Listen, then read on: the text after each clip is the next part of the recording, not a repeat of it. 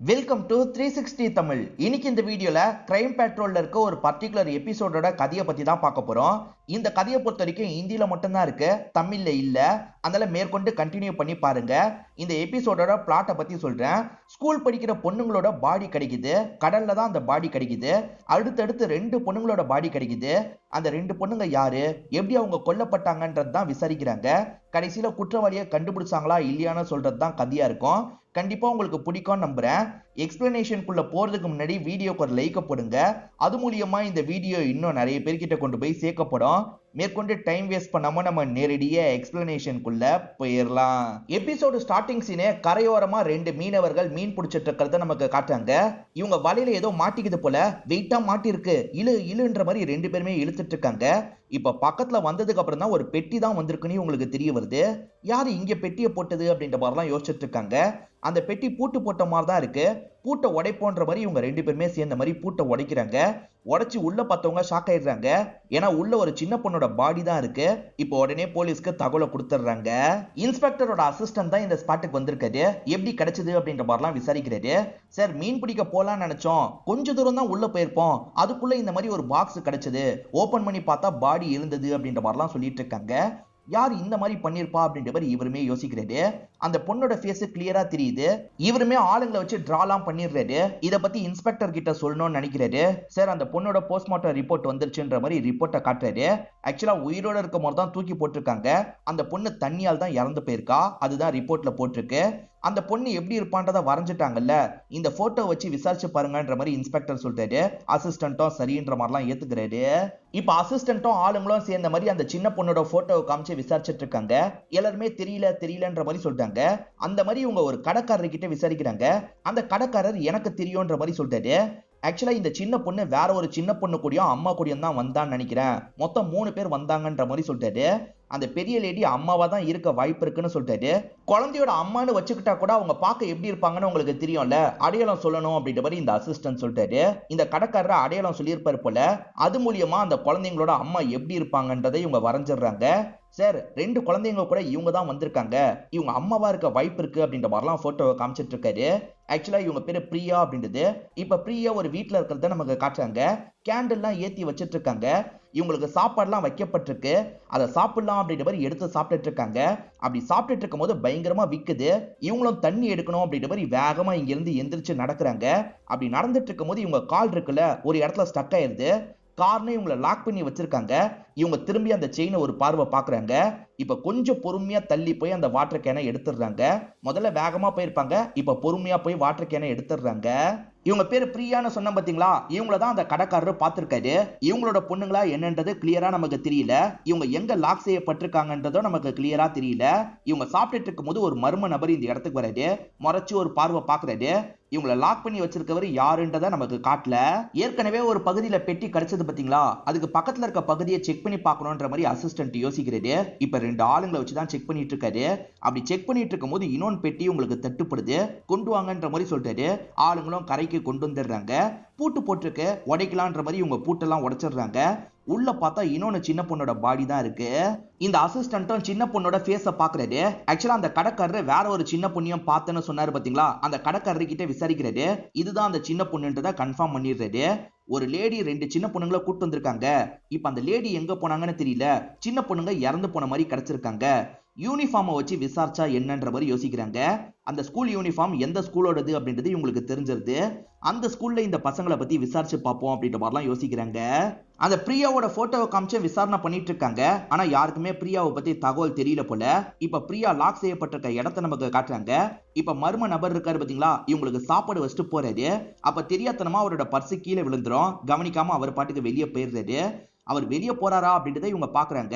அதுக்கப்புறம் தான் பெட்ஷீட்டுக்கு அடியில ஒளிச்சு வச்சிருக்க ஒரு கத்தி எடுக்கிறாங்க. இவருக்கு தெரியாம தான் ஒளிச்சு வச்சிருக்காங்க போல. சரி, இதை ஓபன் பண்ணுவோன்ற மாதிரி ஓபன் பண்றதுக்கு ட்ரை பண்ணிட்டு இருக்காங்க. இவங்க ட்ரை பண்ணிட்டு இருக்கும் போது சட்டுன்னு கதவை திறந்து அவர் வந்துட்டு இருக்காரு. இவங்களுமே என்ன பண்றதுன்னு தெரியாம கத்திய வேகமா ஒளிச்சு வச்சிட்டு இருக்காங்க. ஆக்சுவலா இவங்க கத்தி வச்சிருக்கிறத அவர் கவனிக்கல. அவர் பர்ஸை விட்டுட்டு போனாரு பாத்தீங்களா, அதை எடுக்கிறதுக்காக தான் வந்திருப்பாரு. இப்ப பர்ஸ் எடுத்துட்டு இங்க இருந்து கிளம்பிடுறாரு. நல்ல வேலை கத்தி இருக்கிறது தெரியலன்ற மாதிரி இவங்க யோசிக்கிறாங்க. மேற்கொண்டு இந்த இடத்த ஓபன் பண்றதுக்கு ட்ரை பண்றாங்க. எப்படியாவது தப்பிக்கணும்ன்ற மாதிரி தான் ட்ரை பண்ணிட்டு இருக்காங்க. இப்ப அந்த ஸ்கூலோட பிரின்சிபலை பார்த்து பேசுறதுக்காக வந்துடுறாங்க. ஆக்சுவலா அந்த ரெண்டு சின்ன பொண்ணுங்க எப்படி இருப்பாங்கன்ற டிராயிங் இவங்க கிட்ட இருக்குல்ல, அந்த டிராயிங்கை காமிச்சுதான் இந்த ரெண்டு சின்ன பொண்ணுங்க இங்கதான் படிக்கிறாங்களா அப்படின்ற மாதிரி விசாரிக்கிறாங்க. இல்ல சார், இந்த ரெண்டு சின்ன பொண்ணுங்க யாருன்னே தெரியல, கண்டிப்பா இந்த ஸ்கூல் படிக்க வாய்ப்பு இல்ல, இந்த ஸ்கூல்ல படிக்கிற யாருமே மிஸ் ஆகல அப்படின்ற மாதிரிலாம் சொல்றாங்க. அப்புறம் அவங்க எப்படி யூனிஃபார்ம் போட்டாங்க அப்படின்ற மாதிரிலாம் இவருக்கு தோணுது. இப்போ இந்த அசிஸ்டன்ட்டும் ஸ்டேஷனுக்கு வந்து இன்ஸ்பெக்டர் கிட்ட இந்த விஷயத்த சொல்லிட்டு இருக்காரு. இப்பதான் ஒரு ஏரியா மக்கள் போலீஸ் ஸ்டேஷனுக்கு கால் பண்றாங்க. ஒரு வீட்ல இருந்து கெட்ட நாத்து அடிக்குது, என்ன ஏதுன்னு வந்து பாருங்கன்ற மாதிரி தான் சொல்றாங்க. அசிஸ்டன்ட் இருக்கார்ல, இந்த விஷயத்த இன்ஸ்பெக்டர் கிட்டயும் இன்ஸ்பெக்டர் அசிஸ்டன்ட் கிட்டயும் சொல்றாரு. உடனே அந்த இடத்துக்கு போய் பார்க்கலான்ற மாதிரி யோசிக்கிறாங்க. இப்ப வேகமா கிளம்பி அந்த இடத்துக்கு வந்துடுறாங்க. வீடு பூட்டு போட்ட மாதிரி தான் இருக்கு. மக்கள் எல்லாருமே வெளியே இருந்து தான் பார்த்துட்டு இருக்காங்க. இவருமே ஸ்மெல் வரத கவனிச்சிடுறாரு. உடச்சிட்டு போலான்னு யோசிக்கிறாரு. ஆனா கதவே திறந்துதான் இருக்கு. வீட்டை டெக்கரேட் பண்ணா எப்படி இருக்குமோ அந்த மாதிரி தான் இருக்கு. சக்தின்ற நபர் தான் இந்த வீட்டுல இருப்பாரு. அவர் இறந்து போயிருக்காரு. சக்தி யாரு கொலை பண்ணா அப்படின்றது உங்களுக்கு கிளியரா தெரியல. சரி, சக்தியை பத்தி பக்கத்து வீட்டுல இருக்கவங்க கிட்ட விசாரிச்சு பார்க்கலான்ற மாதிரி விசாரிச்சு பாக்குறாங்க. ஆக்சுவலா சக்தி இருக்காருல, அம்மா கூடயும் தம்பி கூடயும் சேர்ந்துதான் இருந்திருப்பாரு. ஆனா இவர் கல்யாணம் பண்ணது பிடிக்காம அவங்க ரெண்டு பேருமே தனியா போயிருப்பாங்க. ஏன் கல்யாணம் பண்ணது பிடிக்கல அப்படின்ற மாதிரிலாம் இந்த அசிஸ்டன்ட் விசாரிக்கிறாரு. சார், இவன் கல்யாணம் பண்ண லேடிக்கு இவனை விட 5 வயசு அதிகம் சார். அந்த லேடிக்கு குழந்தைலாம் வேற இருந்தது, அதனால வீட்டுல ஏத்துக்கல அப்படின்ற மாதிரிலாம் சொல்றாங்க. இந்த அசிஸ்டன்ட் எத்தனை குழந்தை இருந்ததுன்னு கேக்குறாரு. 2 குழந்தைன்ற மாதிரி சொல்றாங்க. சரி, அந்த லேடி பேர் என்னன்ற மாதிரி கேக்குறாரு. பிரியான்ற மாதிரி சொல்றாங்க. அந்த பிரியா பார்க்க எப்படி இருப்பாங்கன்ற மாதிரி எங்களுக்கு அடையாளம் சொல்ல முடியுமான்னு கேக்குறாரு. சொல்றோம் அப்படின்ற மாதிரி இவங்க ரெண்டு பேருமே ஏத்துக்கிறாங்க. அந்த 2 சின்ன பசங்க அந்த ஸ்கூல்லயே படிச்சிருக்க மாட்டாங்க. ஆனா அந்த ஸ்கூல் ட்ரெஸ்ஸை போட்டிருப்பாங்க. ஒருவேளை கில்லரு நம்மளை குழப்பறதுக்காக இந்த மாதிரி பண்ணிருப்பானா அப்படின்ற மாதிரி இன்ஸ்பெக்டரும் அசிஸ்டன்ட்டும் டிஸ்கஸ் பண்ணிட்டு இருக்காங்க. அப்பதான் பிரியாவோட அடையாளத்தை அவங்க 2 பேர் சொல்லி வரைஞ்சு டைகிராம் கிடைச்சிருக்கு போல. அதை பாக்குற இந்த அசிஸ்டன்ட் ஷாக் ஆயிடுறாரு. ஏற்கனவே கடைக்காரரு ஒரு லேடி தான் 2 பசங்களை கூட்டு வந்தாங்க அப்படின்ற மாதிரி சொன்னாரு பாத்தீங்களா, அந்த லேடி போட்டோவும் இந்த போட்டோவும் மேட்ச் ஆகுது. சோ நம்ம தேடிட்டு இருக்கிறது இந்த பிரியான்ற லேடியை தான். இந்த பிரியாவோட ஹஸ்பண்ட் இறந்து போயிருக்காரு. இவங்க காணாம போயிருக்காங்க. இவங்க எங்க போயிருக்காங்கன்றத சீக்கிரமா கண்டுபிடிச்சாகணும் அப்படின்ற மாதிரிலாம் இன்ஸ்பெக்டரும் அசிஸ்டன்ட்டும் பேசிக்கிறாங்க. ஆக்சுவலா பிரியா தப்பிக்கிறதுக்கு ட்ரை பண்ணிட்டு இருக்காங்க பாத்தீங்களா, அப்ப சட்டுன்னு அந்த மர்ம நபர் கதவை திறந்து உள்ள வந்துடுறாரு. இவங்க கையில கத்தி இருக்கிறத கவனிச்சிடுறாரு. ஓஹோ, தப்பிக்க ட்ரை பண்றியா அப்படின்ற மாதிரி இவங்களை போட்டு பயங்கரமா அடி அடின்னு அடிச்சிட்டு இருக்காரு. இப்ப அசிஸ்டன்ட் இருக்காருல, சக்தியோட தம்பியும் அம்மாவையும் பாக்குறதுக்காக தான் வந்திருக்காரு. பையன் இறந்து போயிட்டான்னு சொன்னோன்னே இவங்க பயங்கரமா ஃபீல் பண்றாங்க. இதுக்காக தான் இந்த கல்யாணம் வேணான்னு தலைப்பாடா அடிச்சுக்கிட்டேன், அவன் தான் கேட்கலன்ற மாதிரி அம்மாவும் சில விஷயங்களை சொல்றாங்க. ஆக்சுவலா சக்தி லவ் பண்றதா சொல்றாரு. அவளுக்கு 1 விட 5 வயசுக்கு மேல அதிகம்டா, ஏற்கனவே கல்யாணம் ஆகி குழந்தைலாம் வேற இருக்கு, வேணான்ற மாதிரி அம்மா சொல்றாங்க. இல்லம்மா, எனக்கு பிரியாவை பிடிச்சிருக்கு, நான் கல்யாணம் பண்ணிக்க போறேன்ற மாதிரி சொல்லியிருப்பாரு. இதெல்லாம் அம்மா அழுதுகிட்டே தான் சொல்லுவாங்க. இதனால சின்ன பையன் இருக்காருல, நீங்க உள்ள போங்கம்மா, நான் பேசிக்கிறேன்ற மாதிரி சொல்லிட்டாரு.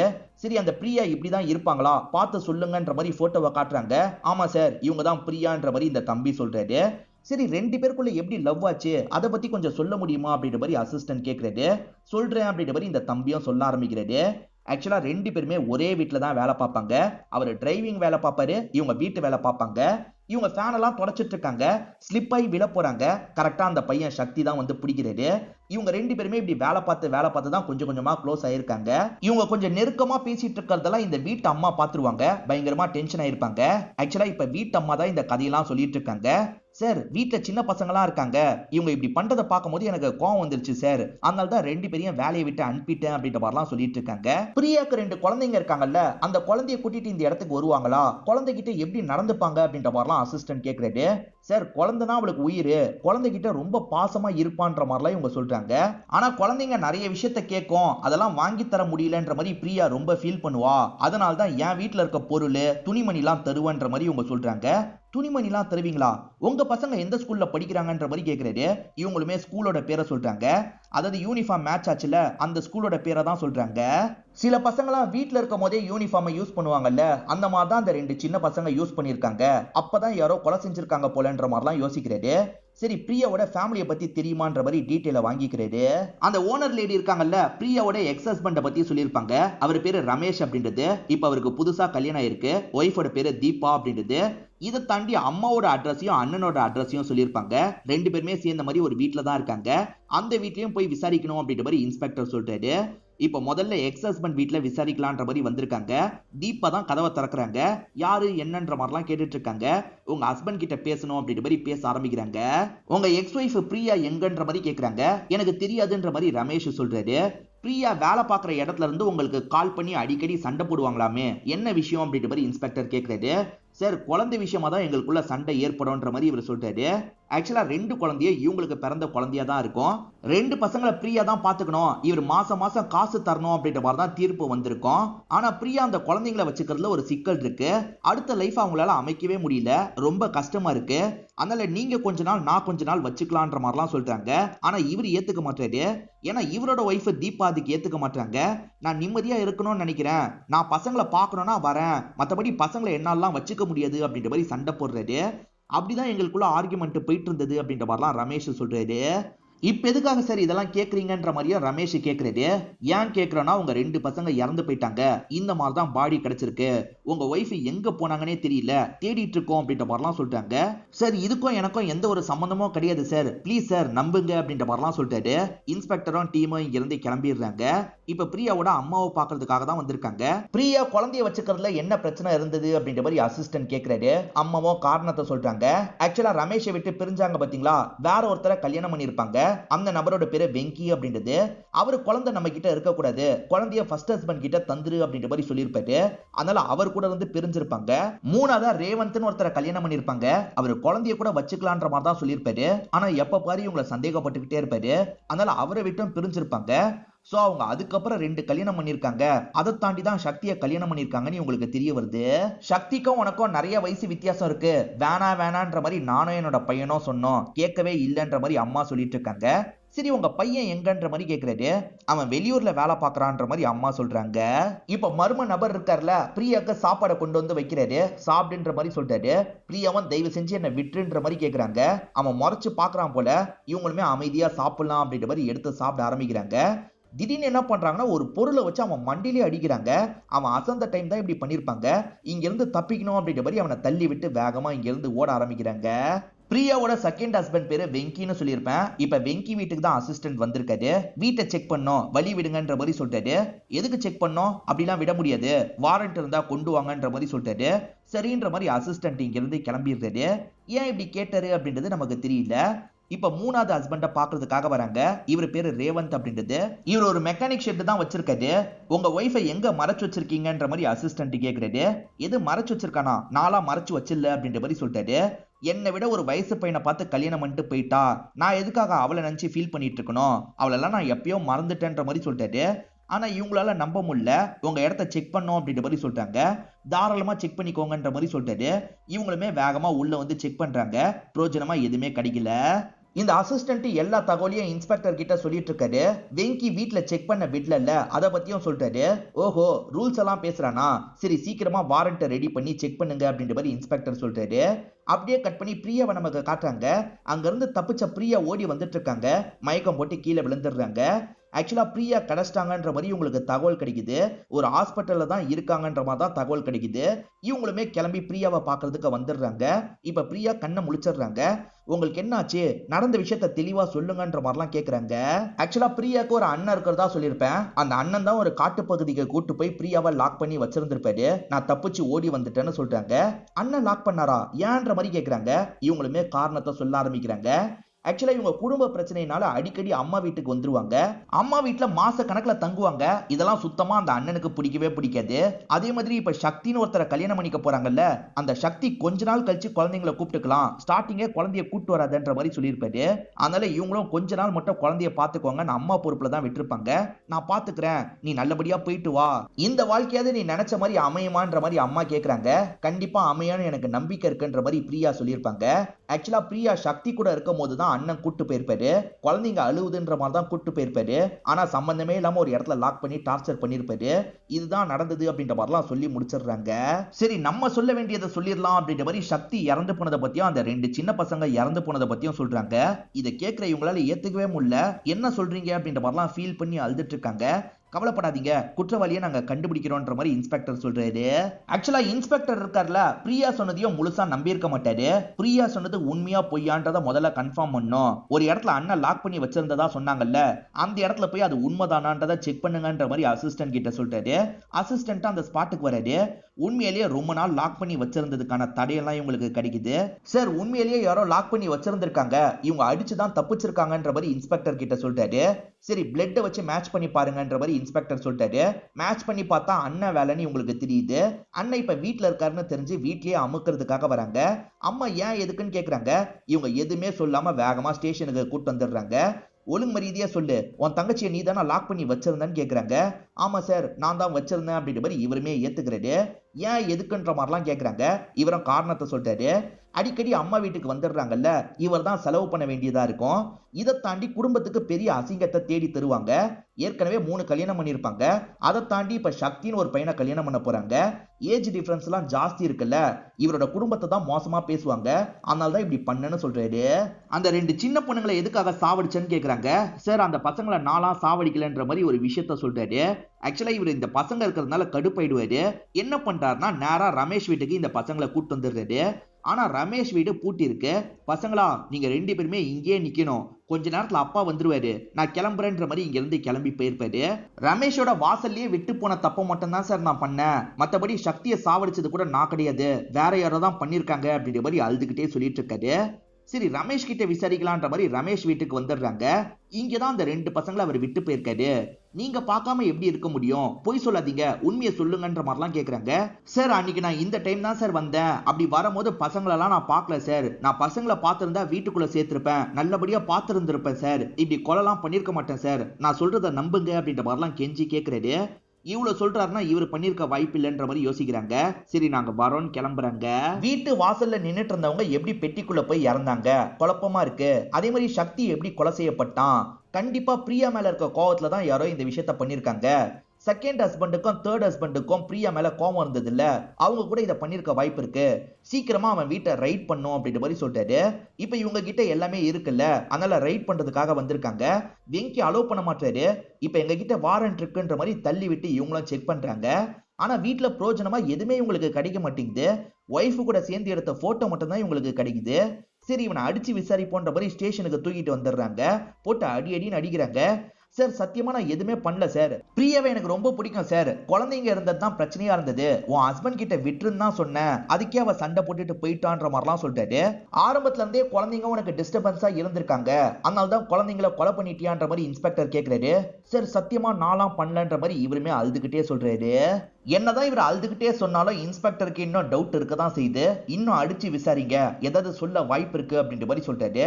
இதை தாண்டி தேர்ட் ஹஸ்பண்ட் மேலேயே உங்களுக்கு டவுட் இருக்க தான் செய்யுது. அவர் பேர் ரேவந்த்னு சொல்லியிருப்பேன், அவர் மேலேயே நம்ம ஒரு கண்ணு வைக்கணும், அவர் கூட இதை பண்ணிருக்க வாய்ப்பு இருக்குன்ற மாதிரி இன்ஸ்பெக்டர் சொல்லிட்டு இருக்காரு.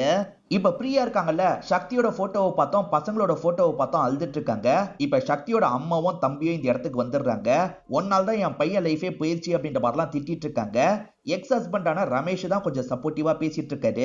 சக்தியோட அம்மா வீட்டுக்கு வந்து பிரச்சனை பண்ணிட்டு இருக்காங்கல்ல, இத பத்தி அசிஸ்டன்ட்டுக்கு தெரிய வந்துருது போல.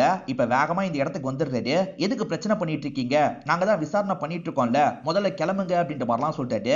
இதனால தம்பி இருக்கான்ல, அம்மாவை கண்ட்ரோல் பண்ணி இங்க இருந்து கூட்டு போறான். இவங்க இப்பயும் போட்டோவை பார்த்து பயங்கரமா ஃபீல் பண்ணிட்டு இருக்காங்க. ரமேஷோட ஒய்ஃப் தீபா இருக்காங்கல்ல, அழாதீங்க அழாதீங்கன்ற மாதிரி இவங்களுக்கு ஆறுதல்லாம் சொல்லிட்டு இருக்காங்க. ஆக்சுவலா இன்ஸ்பெக்டர் இருக்காருல்ல, இந்த பிரியாவை பத்தியும் புதுசா கல்யாணம் அந்த சக்தியை பத்தியும் விசாரிச்சு பாருங்கன்ற மாதிரி சொல்லியிருப்பாரு. இப்ப நிறைய பேர்கிட்ட இவங்களை பத்தி உங்களுக்கு என்ன தெரியும், தெரிஞ்ச எல்லா டீட்டெயிலையும் சொல்லுங்கன்ற மாதிரிலாம் விசாரிச்சுட்டு இருக்காங்க. அந்த மாதிரி ஒரு கடைக்கார அண்ணன் கிட்ட விசாரிக்கிறதுக்காக வந்திருக்காங்க. அவருமே நான் ஒரு விஷயத்த கவனிச்சேன் சார், இவங்களுக்கு கல்யாணம் ஆச்சுல, அந்த நாள் தான் இந்த விஷயத்த கவனிச்சேன்ற மாதிரி சொல்ல ஆரம்பிக்கிறாரு.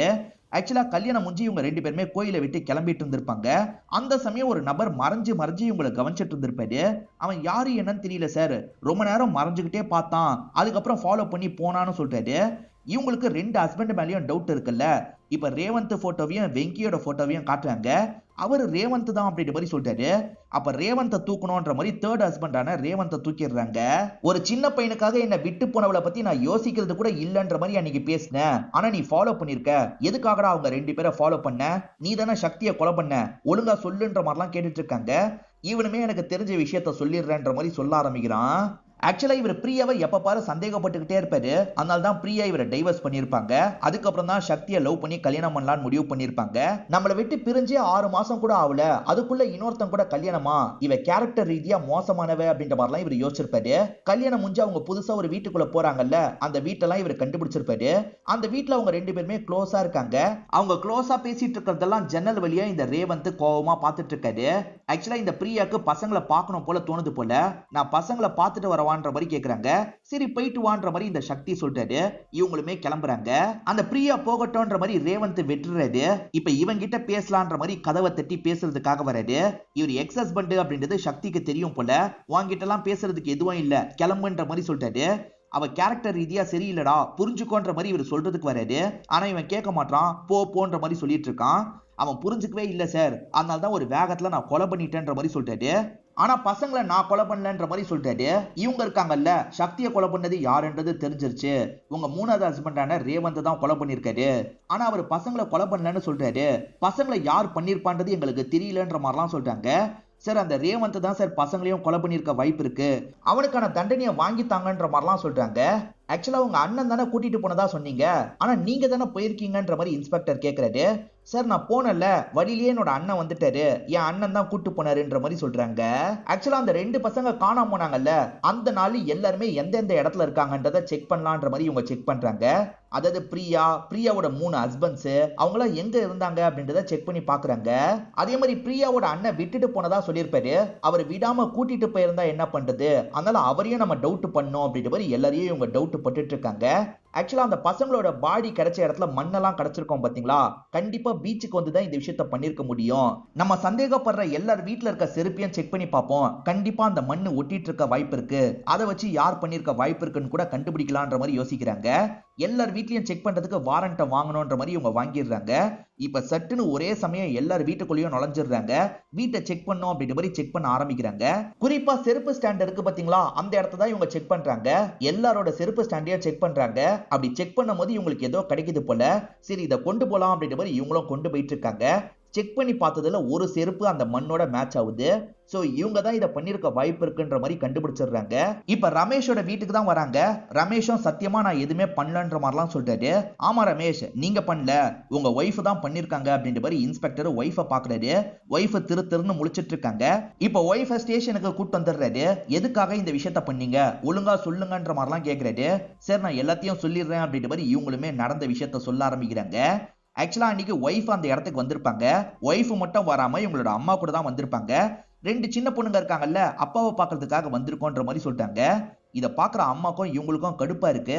எப்ப பாரு இந்த பசங்க இங்க வந்துகிட்டே இருக்காங்க, உன் ஹஸ்பண்ட் தான் இந்த இடத்துல வராம பாத்துக்கணும், ஆனா அவரும் பெருசா கண்டுக்கிற மாதிரியே தெரியல, நீ இப்படியே விட்டுட்டு இருந்தேன்னு வச்சுக்கோ, திரும்பி அவங்க 2 பேர் சேர்ந்துருவாங்க, அதுக்குள்ள நீ ஏதாவது பண்ணணும் அப்படின்ற மாதிரிலாம் அம்மா சொல்றாங்க. என்ன பண்றது அப்படின்ற மாதிரி இவங்க கேக்குறாங்க. கொஞ்ச நேரம் கழிச்சு தான் ஹஸ்பண்ட் வராரு. ஹஸ்பண்ட் வரும்போது இவங்க 2 பேருமே சாதாரணமா அவர்கிட்ட பேசிட்டு இருக்காங்க. இந்த சமயம் பசங்க இல்ல, ஏன்னா பசங்களே இவங்க பெட்டியில போட்டு தான் லாக் பண்ணி வச்சிருக்காங்க. இதெல்லாம் ஹஸ்பண்டுக்கு தெரியாது. ஹஸ்பண்ட் பாட்டுக்கு சாதாரணமா சாப்பிட்டுட்டு இருக்காரு. ஹஸ்பண்ட் எல்லாம் தூங்குனதுக்கு அப்புறம் நைட்டு நேரம் இவங்க 2 பேருமே பெட்டியை பொறுமையா கொண்டு போயிருப்பாங்க. கடலோட முனையில போட்டுலான்ற மாதிரி தான் போட்டிருப்பாங்க. இதுதான் நடந்தது அப்படின்ற மாதிரிலாம் சொல்லிட்டு இருக்காங்க. இந்த விஷயத்துக்காக 2 அப்பாவி சின்ன பசங்களை சாவடிச்சிட்டீங்களே அப்படின்ற மாதிரி இன்ஸ்பெக்டர் பயங்கரமா இவங்க 2 பேரை திட்டுறாரு. உங்களுக்கான தண்டனை கிடைக்கும்ன்ற மாதிரி இங்க இருந்து எந்திரிச்சு போயிடுறாரு. இவங்களுமே ஃபீல் பண்ணி அழுதுட்டு இருக்காங்க. இதோடயே இந்த கதையை நமக்கு முடிச்சிடுறாங்க. இந்த கதையில வந்த ட்விஸ்ட் அண்ட் டர்ன்ஸ்லாம் கண்டிப்பா உங்களுக்கு பிடிச்சிருக்கும்னு நம்புறேன். இந்த வீடியோ உங்களுக்கு பிடிச்சிருந்ததுன்னா லைக் பண்ணுங்க, கமெண்ட் பண்ணுங்க, மறக்காம 360 தமிழ் சேனலை சப்ஸ்கிரைப் பண்ணுங்க. தொடர்ச்சியா இந்த மாதிரி வீடியோக்கள் வந்துகிட்டே தான் இருக்கும்.